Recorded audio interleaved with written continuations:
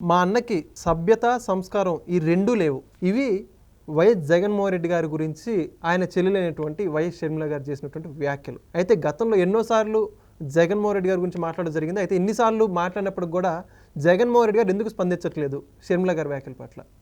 మరి అయితే ఇదే అంశం మీద పూర్తి వివరాలు తెలుసుకోవడానికి మనతో ఉన్నారు సీనియర్ జర్నలిస్ట్ దుర్గా కుమార్ గారు.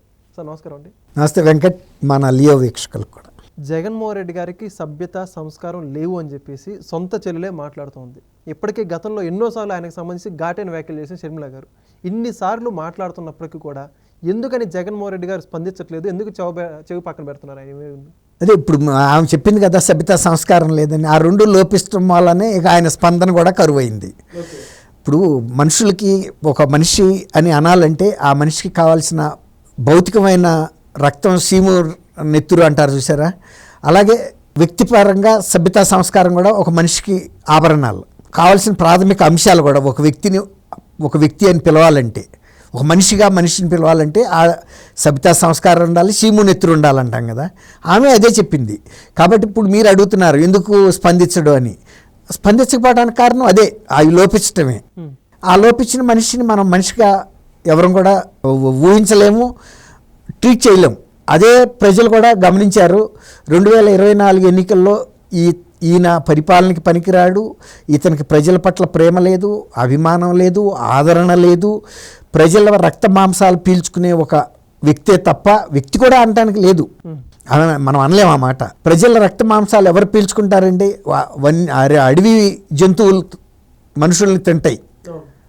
ఆయన ఇంకొక మాట కూడా అన్నాడు ఈ మధ్యలో. ఇప్పుడు ఒక డిఐజీ గారి గురించి మాట్లాడుతూ ఆయన్ని బాడీ షేమింగ్ చేస్తూ ఆయన్ని కోస్తే కడప జిల్లా మొత్తానికి సరిపోతాడు అన్నాడు. ఓకే అంటే ఒక మనిషి మాట్లాడాల్సిన మాటేనా? అధికారి, ఆయన యూనిఫామ్డ్ ఆఫీసరు, డిఐజీ స్థాయి అధికారి నువ్వు మాట అన్నావంటే నీకు కూడా ఎంతో కొంత బాడీ ఉంది కదా. ఆయన 100 కిలోలు ఉంటే నువ్వు కూడా ఒక 60-70 కిలోలు ఉన్నావు కదా. జిల్లాకి కాకపోయినా 2-3 నియోజకవర్గాలకి నువ్వు కూడా సరిపోతావు కదా. ఆయన కూడా అనొచ్చు కదా ఆ మాట. సరే నీ జిల్లాకి సరిపోతావు, నువ్వు ఒక పార్లమెంటరీ నియోజకవర్గానికి సరిపోతావు అని కూడా అనొచ్చు కదా. ఆయన అనలేదు కదా. అదే సభ్యతా సంస్కారం అంటే. ఇప్పుడు సొంత చెల్లి చెప్పింది అంటే, ఎందుకంటే ఒక అన్నగా షర్మిల గారు ఆయన్ని నమ్మి ఆయన్ని ముఖ్యమంత్రి అవ్వటం కోసం ఆహర్నిశలు పనిచేసింది. ఒక మహిళగా ప్రపంచంలో ఏ మహిళ చేయనంత పెద్ద పాదయాత్ర చేసింది, గిన్నీస్ బుక్ ఆఫ్ వరల్డ్ రికార్డులో ఎక్కింది. తర్వాత తనకి అన్ని విధాలా న్యాయం చేస్తాడు, తండ్రి లేని లోటుని అన్న తీరుస్తాడు అనుకుంది.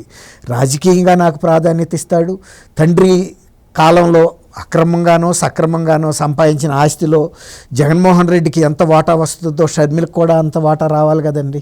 అది సహజ న్యాయం కదా. అంతకుముందు ఈ రాష్ట్రానికి ముఖ్యమంత్రిగా చేసిన ఎన్టీ రామారావు గారు మహిళలకి ఆస్తిలో సమాన హక్కు అని ఒక చట్టం చేస్తే ఆ చట్టాన్ని జాతీయ స్థాయి ప్రభుత్వాలు కూడా చట్టాలు చేసినాయి కదా. అనేక రాష్ట్ర ప్రభుత్వాలు కూడా దీన్ని నమూనాగా తీసుకుని చేసినాయి కదా, ఆదర్శంగా. అసలు అన్నిటికీ మించి మన కుటుంబాల్లో సహజమైన న్యాయం కూడా ఉంది కదా. తర్వాత ఆయన బ్రతికి ఉన్నప్పుడు రాజశేఖర రెడ్డి గారు అనేక సందర్భాల్లో అనేక మంది శ్రేయోభిలాషుల ముందు, కుటుంబానికి కావాల్సిన వాళ్ళ ముందు ఈ ఆస్తి సగం షర్మిలకు కూడా నేను సగం ఇవ్వాలనుకుంటున్నాను అన్నప్పుడు జగన్మోహన్ రెడ్డి గారు కూడా స్పందించి, నాన్నగారు తప్పకుండా నేను షర్మిలకి ఆ న్యాయం చేస్తాను అని కూడా ఆయన హామీ ఇచ్చాడు. అలాంటి వ్యక్తి రాజశేఖర రెడ్డి గారు చనిపోయిన తర్వాత మొత్తం ఆస్తిపాస్తులు, ఫ్యాక్టరీలు, వ్యాపారాలు, డిపాజిట్లు, కొన్ని కోట్ల రూపాయలు అంటే 1000 కోట్ల రూపాయలు వాళ్ళ సీజర్లో ఉన్నాయి కదా, ఎన్ఫోర్స్మెంట్ డైరెక్టరేట్లో. అవన్నీ కూడా అటాచ్మెంట్లో ఉన్నాయి కదా, జప్తులో. అవన్నీ కూడా రాజశేఖర రెడ్డి గారి పదవిని ఉపయోగించుకుని జగన్మోహన్ రెడ్డి గారు కూడబెట్టినాయే కదా, ఆయన ఆశీస్సులతో కూడబెట్టినాయే కదా. మరి అలాంటి ఆస్తిలో కూడా ఆమెకి భాగం లేదన్నప్పుడు కూడా ఆమె ఏం చెప్పింది? నా బిడ్డల ఆస్తి, ఆమె ఆస్తి కాదు కదా. ఇప్పుడు రాజశేఖర రెడ్డి గారి ద్వారా ఆమెకి సంక్రమించే ఏ ఆస్తి అయితే ఉందో ఆమె ఈ చేత్తో తీసుకుని బిడ్డలకి ఇస్తుంది. ఆమెకు ఒక కొడుకు, ఒక కూతురు, అంటే జగన్మోహన్ రెడ్డికి మేనల్లుడు, మేనగోడళ్ళు.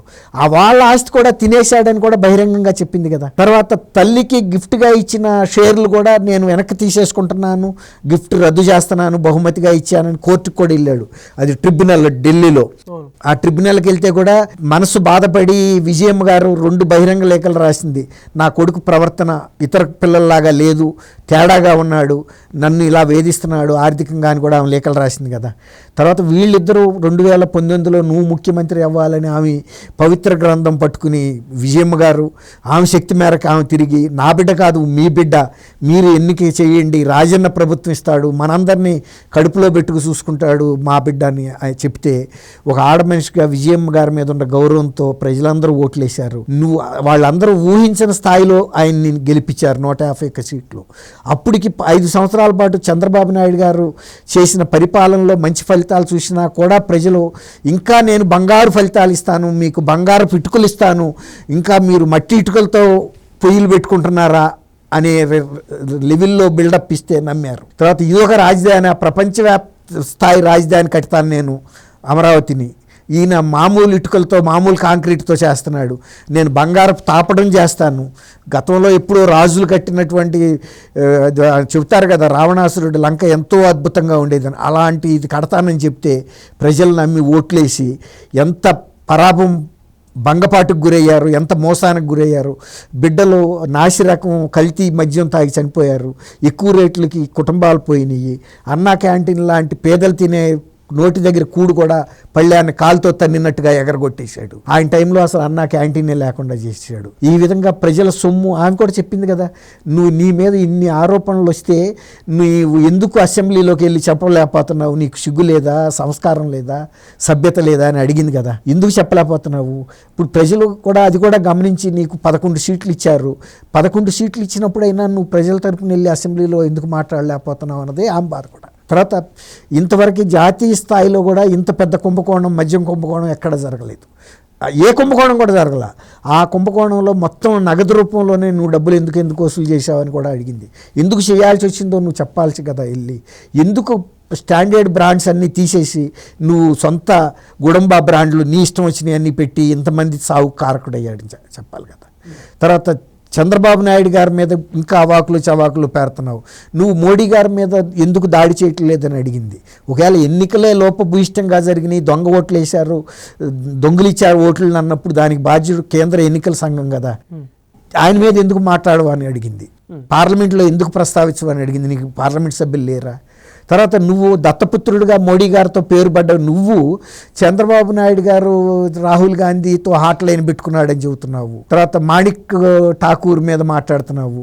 మాణిక్ ఠాకూర్ ఏం చెప్పాడు, నువ్వు మేము దొంగ ఓట్ల గురించి మాట్లాడుతుంటే నీకు కూడా అదే ఫిర్యాదు ఉంటే నువ్వు మాతో కలిసి పోరాటం చేయమన్నాడు కదా, పార్లమెంట్లో ప్రస్తావించమన్నాడు. అందుకు నువ్వు ఆయన్ని బూతులు తిడుతున్నాడు. రేవంత్ రెడ్డిని అడ్డం పెట్టుకుని రాహుల్ గాంధీతో రాజకీయం నేర్పుతున్నాడు చంద్రబాబు అంటాడు.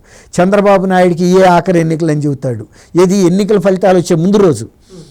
చంద్రబాబు నాయుడు గారి వయసు ఏంటి, నీ వయసు ఏంటి, ఆయన అనుభవం ఏంటి, ప్రజలు నువ్వు 5 సంవత్సరాలు పరిపాలించిన తర్వాత నీ 5 సంవత్సరాల పరిపాలన చూసి నీకు మార్కులు వేశారు, 11 సీట్లకు మాత్రమే నిన్ను పరిమితం చేశారు. ఆయన కావాలని తీసుకొచ్చారు, ఆయన ఓడిచారు 2019లో నీ మాటలు నమ్మి. ఆయన ప్రతిపక్షంలో ఉన్నాడు, నీలాగా బాధ్యత తక్కువ మాటలు మాట్లాడలా, నువ్వు అప్పుడు చచ్చిపోతావా ఇప్పుడు చచ్చిపోతావా అని అనలా.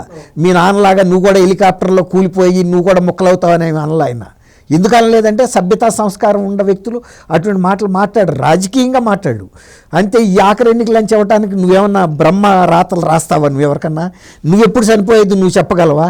నువ్వు పులివెందుల్లో డిపాజిట్ కోల్పోతున్నానని నీకు ఏమన్నా తెలిసిందా, నీకు అంత ముందు చూపు ఉంటే, నీకు అంత దైవ దృష్టి ఉంటే చెప్పాలి కదా. కానీ నువ్వు మాట్లాడిన మాటల మాలను ప్రజలు గ్రహించారు. నువ్వు ఎప్పుడైతే చంద్రబాబు నాయుడు గారి గురించి అలాంటి నీచపు మాటలు మాట్లాడావో నువ్వు ఓడిపోబోతున్నావు అనేది ప్రజలు గ్రహించారు. నువ్వు పులివెందుల్లో డిపాజిట్ కోల్పోతున్నావు, అందుకే నువ్వు బ్యాలెన్స్ తప్పి ఆ విధమైన మాటలు మాట్లాడుతున్నావు. కృష్ణారామ అని కూర్చోనాలని ఆయన అనుకుంటాడు, కానీ ప్రజలు ఒక బాధ్యత ఇచ్చారు. మళ్ళీ అమరావతిని నువ్వు ఆపేసావు, నిర్మాణం చేయమన్నారు. నువ్వు అన్నా క్యాంటీన్లు మూసేసావు, అవి చేయమన్నారు. నువ్వు పోలీసు వ్యవస్థ నిర్వీర్యం చేసావు, పోలీసు వ్యవస్థతో మాకు రక్షణ కల్పించమన్నారు. అందుకే నిన్న ఆ పోలీస్ ఆఫీసరు మీ అరాచక మోకలు కనుక వెళ్తుంటే నేను యూనిఫామ్డ్ ఆఫీసర్ అని చెప్పాడు. నాకు రాజ్యాంగమైనటువంటి అధికారం ఉంది, నేను ఇలాంటి అరాచక శక్తులకు తలవంచనని చెప్పాడు. వాటన్నిటిని పునర్నిర్మాణం చేస్తున్నాడు.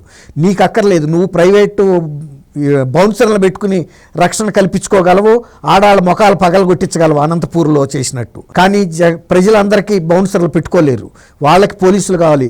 నువ్వు కారుతో తొక్కిచ్చిన సెంగయ్యని నువ్వు, నీ కార్యకర్తలు, నీ నాయకులు రోడ్డు మీద కోడి పిల్లని పారేసిపోతే పోలీసులే తీసుకెళ్లి హాస్పిటల్లో చేర్పించేయారు. కానీ దురదృష్టవశాత్తు ఆయన నీ కారు ఎక్కిన బలానికి తల చితికిపోయి బతకలేకపోయాడు, నరాలు తెగిపోయి. పోలీసు అది బాధ్యత కలిగిన వ్యక్తులు. నువ్వు ఇన్ని వ్యవస్థల్ని పోలీసుల మీద తిరగబడమంటేనే కదా పులివెందుల్లో కూడా పోలీసుల్ని వాళ్ళ ప్రాణహాని తలపెట్టడానికి రెచ్చిపోయారు. ఆ పోలీసు అధికారి ధైర్యస్తుడు కాబట్టి అంత హెచ్చరిక చేశాడు. అదే కనుక శంకరయ్య గారు ఆ రోజు నువ్వు వివేకానంద రెడ్డి గారి హత్యలో సాక్ష్యాధారాలని చెరిపేస్తుంటే, నీ తమ్ముడు అవినాష్ చెరుపుతుంటే మౌన సాక్షిగా నిలబడ్డాడు. ఎందుకంటే మీరు ఒక నియంతృత్వాన్ని నెలకొల్పారు. 1978లో రాజశేఖర రెడ్డి గారు సీఎం శాసనసభ్యుడు అయిన తర్వాత కేవలం మీ కుటుంబ ఆస్తిగా పరిగణించారు పులివెందుల్ని.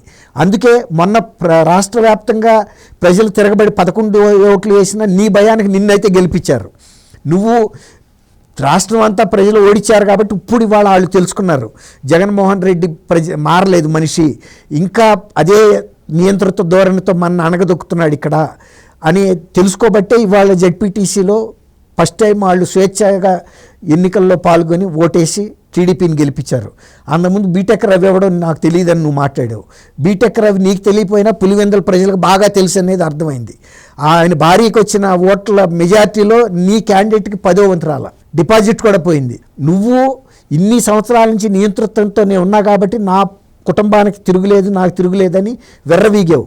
కానీ ప్రజల తరపున అంటిపెట్టుకుని ఉండ బీటెక్ రవి ఇవాళ ప్రజలు స్వేచ్ఛగా ఆయన్ని గెలిపించారు, ఆ కుటుంబాన్ని, వాళ్ళ భార్యని ఎంతో ఉన్నతంగా. కాబట్టి జగన్మోహన్ రెడ్డి గారిని షర్మిల మాట్లాడటంలో తప్పులేదు. ప్రజలు కూడా ఆయనలో విషయం లేదు, ఈయన కేవలం దోపిడీ చేసుకోవటానికి, సొంతంగా ఖజానాలు నింపుకోవటానికి, అక్రమాలు చేయటానికి, దాష్టికాలకి పనికొస్తాడని ప్రజలు ఏ తీర్పు అయితే చెప్పారో షర్మిల కూడా అదే చెబుతుంది. అందుకే కిందసారి ఎన్నికల్లో కూడా ఆయన చెప్పింది, మా అన్న మాకు చేసిన ద్రోహానికి మా కుటుంబంలో వివేకానందను చంపటంలో పాత్ర ఆయనే. సునీత కూడా చెప్పి మా వాళ్ళు కొంగు బట్టి మేము ప్రాణభిక్ష అడుగుతున్నాం అన్నందుకు ప్రజలు ఒప్పుకుని రాష్ట్రంలో ఓడించారు. కానీ పులివెందుల్లో ఒక 47 ఏళ్లగా ఆ నియంతృత్వం భయంతో బతికిన ప్రజలు మొన్న ఆయనకు ఓటేశారు. ఈసారి మాత్రం ఇక అది తేలిపోయింది. ఇక జగన్మోహన్ రెడ్డి లాంటి పార్టీకి కానీ జగన్మోహన్ రెడ్డికి కానీ అక్కడ స్థానం లేదు అని. ఇక ఆయన వంది మాగాదులు కూడా తెలుసుకోవాలి. ఇంకేదో జగన్మోహన్ రెడ్డికి పులివెందుల్లో ఉందనుకున్నారు, నిన్నతో అది కూడా తేలిపోయింది. ఇక వీళ్ళు ఆ డబ్బులు పక్కన పెట్టుకుని వీళ్ళు కూడా ఒళ్ళు దగ్గర పెట్టుకుని బతకాల్సిన పరిస్థితి అయితే వచ్చింది. ఓకే, చాలా చక్కగా చెప్పేస్తారు. థ్యాంక్ యూ వెంకట్, మన లియో వీక్షకులు. Please subscribe to Leo news for more videos.